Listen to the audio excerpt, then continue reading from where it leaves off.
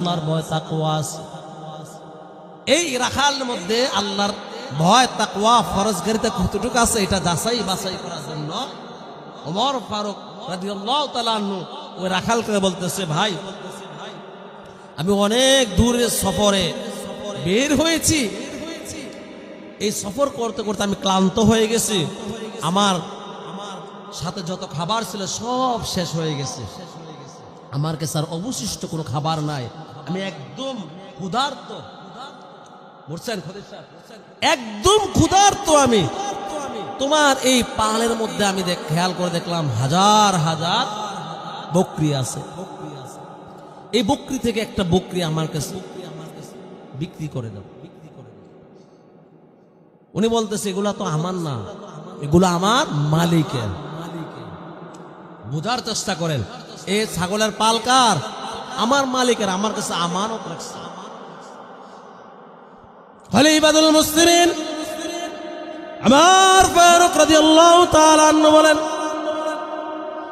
ও রাখাল, তোমার মালিক তোমার কাছে হাজার হাজার বকরির পাল দিয়েছে, এর মধ্যে যদি একটি বকরি তুমি আমার কাছে বিক্রি করে দাও, তোমার মালিক বুঝতে পারবে না, টের পাবে না, তুমি তোমার মালিককে বুঝ দিবা এই পাল থেকে একটা বকরি আলাদা হয়ে গেছে, ভাগ জঙ্গলের বাঘ খেয়ে ফেলছে, এটা তুমি বুঝ দিলে তোমার মালিকের কাছে তুমি পার পেয়ে যাবা। এর মাঝখান দিয়ে তুমিও কিছু দেরহাম পাইলা, আর আমিও কিছু দুধ খাইতে পারলাম, আর গোস্ত খাইতে পারলাম, সাথে তোমাকেও খাওয়াবো। খলিফাতুল মুসলিমিন ওমর ফারুক তার তাকওয়া পরীক্ষা করতেছেন। আসলে কি উনি ছাগলের গোস্ত খাওয়ার জন্য, দুধ খাওয়ার জন্য বলতেছেন? উনি ওনার ওই রাখালের তাকওয়াটা, ওজনটা মাপতেছেন। এবার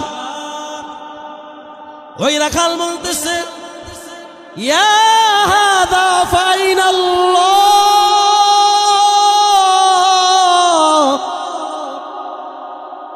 হে প্রতীক, আপনি কি? আমি আপনাকে চিনি না, আমি আপনাকে কোনোদিন দেখি নাই, আমি আমার মালিকের আজকে 10-12 বছর ধরে আমার মালিকের আন্ডারে কাজ করি।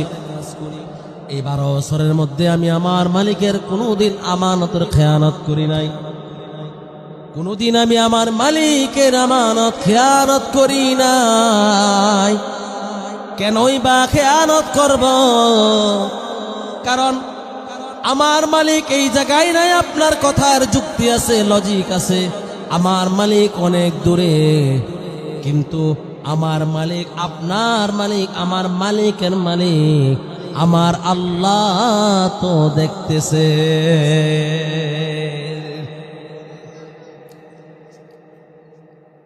এই কথা শুনে খলিফাতুল মুসলিমিন ওমর ফারুক রাদিয়াল্লাহু তাআলা আনহু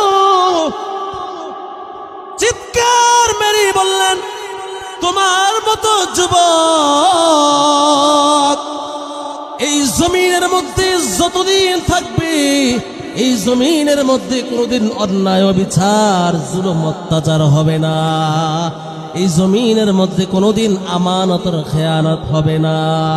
ও মুসলমান ইমানদার, আল্লাহর গোলাম,